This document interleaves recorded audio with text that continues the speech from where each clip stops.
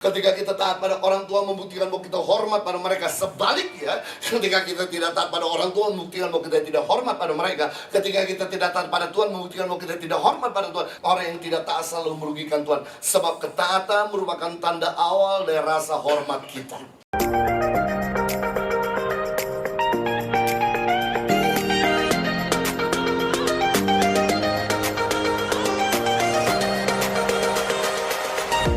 Bagaimana untuk kita bisa mengendarai perubahan yang mudah, yang baik, yang permanen, yang nyata, yang saat ini taat sepenuhnya kepada kehendak Tuhan.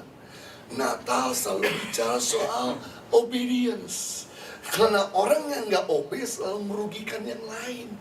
Orang yang nggak suka taat selalu merugikan yang lain. Mari kita lihat firman Tuhan ketika Yusuf mengambil sebuah keputusan bulat untuk menceraikan Maria. Tiba-tiba firman Tuhan menegur Yusuf. Dan setelah Yusuf ditegur oleh firman Tuhan, apa yang dilakukan sama Yusuf ketika bangun dari mimpinya dan tidurnya? Matius pasal 1:24. Sesudah bangun dari tidurnya, Yusuf berbuat seperti yang diperintahkan malaikat Tuhan kepadanya. Ia mengambil Maria sebagai istrinya. Saya belajar, Yusuf itu sebelum tidur udah pasti dia ceraikan Maria. Tapi yang saya belajar dari Yusuf ketika ditegur, dia tuh lemah lembut sekali. Dia langsung menyangkal kehendaknya, menyangkal kepentingannya, dan mengutamakan kepentingan Tuhan. Yusuf itu adalah seorang yang sangat taat dan lemah lembut dan tidak mau melukai dan merugikan Tuhan. Karena orang yang tidak taat selalu merugikan Tuhan. Sebab ketaatan merupakan tanda awal dari rasa hormat kita. Ketika Yusuf taat sama Tuhan, membuktikan bahwa Yusuf hormat sama Tuhan.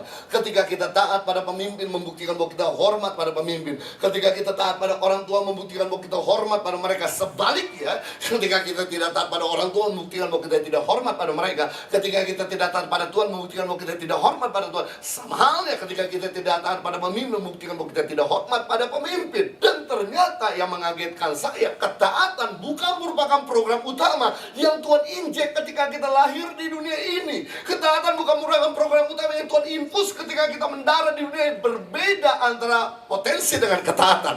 Potensi benar Tuhan taruh ketika kita mendarat, talenta benar Tuhan berikan ketika kita lahir. Kalau dia benar, Tuhan kasih ketika kita berada di dunia ini. Tapi berbeda dengan ketaatan, belum Tuhan injek dan infus ketika kita ada di dunia ini. Itu sebabnya ketaatan perlu kita latih, perlu kita bangun, mungkin kita perlu paksakan agar dia berkembang, bertumbuh dan berbuah. Manusia pertama di dunia ini bernama Adam, diciptakan tanpa cacat, tanpa noda, tanpa kesalahan. Namun apa yang terjadi ternyata benar, ketaatan belum Tuhan taruh. Ketika Tuhan berkata, tanaman di tempat ini boleh kau makan, kau cari satu pohon pengetahuan yang baik dan jahat jangan kau makan. Yang dilakukan sama Adam, dia tidak dengar suara Tuhan. Dia hidup sesuka-sukanya, dia ambil pohon itu dan dia makan buahnya. Apa yang terjadi? Benar, ketaatan belum Tuhan taruh di dalam diri manusia. Tidak ada seorang pun yang kebal sama dosa. 5 orang hebat dalam Alkitab, 5 jatuh.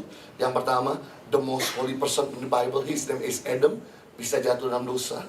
Yang kedua, the most strongest guy in the Bible, his name is Simpson, dia bisa jatuh dalam dosa. Yang ketiga, the most wiser guy in the Bible, his name is Salomo, dia bisa jatuh dalam dosa. Yang keempat, the most richest guy in the Bible, his name is Salomo, juga bisa jatuh. Yang kelima, the most spiritual guy in the Bible, his name is David, Daud bisa jatuh. Bayangkan, yang paling suci bisa jatuh, bernama Adam. Yang paling kuat bisa jatuh, bernama Simpson. Yang paling kaya bernama Salomo bisa jatuh. Yang keempat, yang paling bijaksana, penulis kitab Amsal 1-31, paling cendekiawan bernama Salomo bisa jatuh. Yang kelima, yang paling rohani bernama Daud bisa jatuh. Yang kuat dan sehat, yang kuat, yang suci, yang kaya, yang bijaksana, yang rohani bisa jatuh. Apalagi kita. Ada di antara kita yang lebih kuat dari Simpson, tunjukkan kebolehan. Nggak ada orang yang kebal sama dosa. Itu sebabnya kita perlu berpegang pada firman Tuhan. Because your choice always determine your future.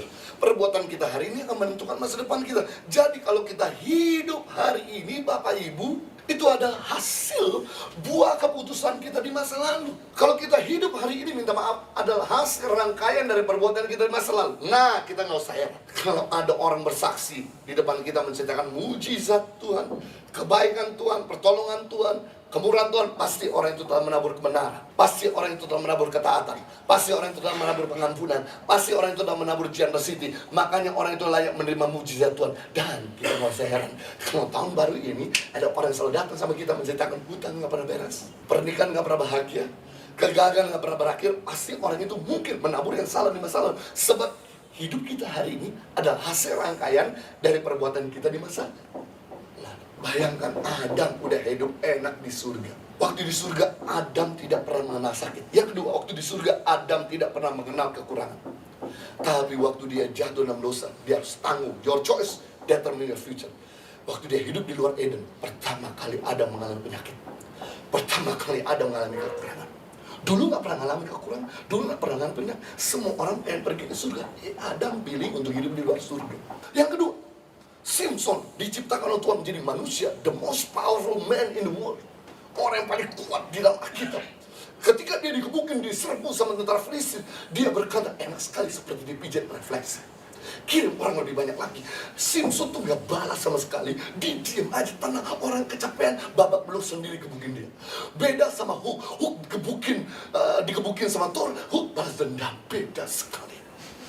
Tapi apa yang terjadi begitu Simpson mengakhiri hidupnya dalam percabulan perjinahan, maka Simpson yang paling powerful menjadi Simpson yang paling powerless. Ketika mata dicungil, gak bisa ditangkis. 2 bola mata dikeluarkan dari kepalanya, kemudian dijadikan bahan perlawanan dan mengerikan. Matinya bunuh diri. Bayangkan setelah superhero mati bunuh diri. Saya tuh gak bisa terima loh Bapak Ibu, seandainya DC komik membikin film Superman mati bunuh diri. Saya nggak bisa terima. Saya nggak bisa terima seandainya Batman mati bunuh diri. Saya nggak bisa terima film Marvel kalau Iron Man, Spider-Man mati bunuh diri. Saya juga nggak bisa terima abdi Allah superhero bernama Simpson mati bunuh diri. Saya nggak bisa terima. Saya beritahu, orang kalau hidup dalam dosa, dia bosan hidup. Dia nggak ada semangat untuk melanjutkan perjuangan hidup. Orang kalau hidup dalam dosa, dia jadi orang yang paling weakness. Orang yang paling powerful jadi powerless. Berikutnya, Salomo itu adalah raja yang paling kaya raya. Begitu dia mengakhiri hidupnya dalam penyembahan berhala, apa yang terjadi? Kerajaan terpecah. Kemudian Raja Babel datang mengangkat semua harta benda ini. Sampai tahun perjanjian dipretelin di Bait Allah. Sehingga Israel yang kaya dengan Israel yang miskin. Padahal Daud telah menaklukkan Yerusalem oleh orang-orang Jebus. Yerusalem itu belum ditaklukkan pada zaman Yosua. Yosua waktu itu masih disuruh Tuhan untuk menaklukkan suku-suku asing, tapi membiarkan suku Yebus itu tetap tinggal dan menguasai Yerusalem. Sampai pada zaman Daud lah, kemudian Daud menyerang dan mengusir dan membunuh, membantai orang-orang Yebus. Disitulah pertama kali Yerusalem menjadi ibu kota Israel. Namun pada zaman Salomo anaknya ternyata semua diangkut ke Babel. Yerusalem diambil alih oleh suku lain. Kemudian setelah itu mereka kembali lagi ke kampung halaman mereka pada waktu setelah pembuangan dari Babel. Pada waktu pembuangan di Babel mereka kembali lagi ke Yerusalem. Mereka menguasai lagi Yerusalem, orang-orang Israel. Tapi pada waktu itu zaman Yesus dijajah oleh orang-orang Romawi. Pada waktu selesai Yesus mati, kemudian bangkit Raja Titus, kemudian membantai orang-orang Yahudi yang ada di Yerusalem, sehingga mereka semua terpecah belah. Larilah dari Yerusalem. Itu sebabnya Yerusalem menjadi tanah kosong. No wonder sejak saat itu orang Arab menguasai Yerusalem. Itulah sejarahnya kenapa orang Arab menguasai Yerusalem sampai hari ini. Karena mereka telah meninggalkan Yerusalem. Karena mereka membunuh Yesus. Itu sebabnya hidup mereka dipecah belahkan. Dan sekarang mereka mau ambil kembali Yerusalem. Agak susah.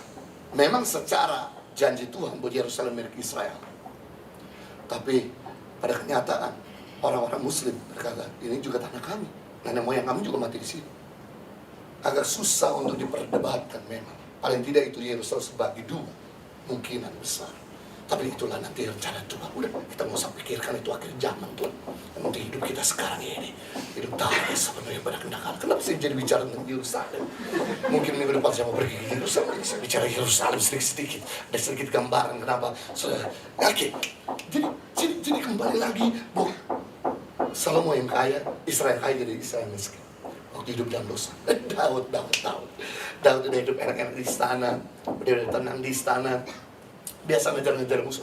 Zaman Daud itu, Daud yang ngejar musuh, bukan musuh ngejar Daud. Keren, itu saking powerfulnya dan jayanya kerajaan Daud. Tapi begitu Daud hidup dalam dosa, apa yang terjadi? Anaknya bangkit menyerang bapaknya. Bapaknya dikejar-kejar musuh. Dulu ngejar-ngejar musuh. Dan bapaknya dulu tidur di istri orang, anaknya tidur di istri bapaknya. Dan mengerikan, dulu bapaknya, dulu Daud itu sering kali kasih makan orang, kasih kacung-kacung orang, kasih bantu orang. Tapi begitu dia hidup dalam dosa, dia minta bantuan dari orang lain. Bapak Ibu, hidup ini udah susah. Tolong jangan ditambah susah karena perbuatan bodoh kita. Itu sebabnya berpeganglah pada firman Allah senantiasa.